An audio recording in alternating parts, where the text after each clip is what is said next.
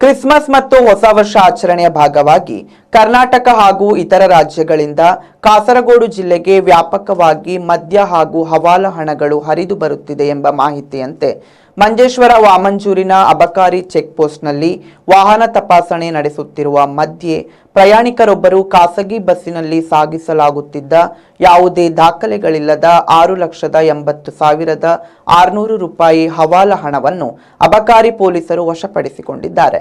ಈ ಸಂಬಂಧ ಮಣಿಪ್ರಶಾಂತ್ ಎಂಬ ವ್ಯಕ್ತಿಯನ್ನು ವಶಕ್ಕೆ ಪಡೆಯಲಾಗಿದೆ. ಈ ಕಾರ್ಯಾಚರಣೆಯಲ್ಲಿ excise inspector Sunish KV, preventive officer Mohammed Kabir BS, civil excise ಆಫೀಸರ್ಗಳಾದ ಲಿಜು ಜಿಎಸ್ ಮತ್ತು ಅರುಣ್ ಆರ್ಕೆ ಅವರು ಭಾಗವಹಿಸಿದರು. ಆರೋಪಿಯೊಂದಿಗೆ ವಶಪಡಿಸಿಕೊಳ್ಳಲಾದ ಹಣ ಮತ್ತು ಪ್ರಕರಣದ ದಾಖಲೆಗಳನ್ನು ಮಂಜೇಶ್ವರ ಪೊಲೀಸ್ ಠಾಣೆಗೆ ಹಸ್ತಾಂತರಿಸಲಾಗಿದೆ. ರೆಹಮಾನುದ್ಯಾವರ ವಿ4 ನ್ಯೂಸ್ ಮಂಜೇಶ್ವರ.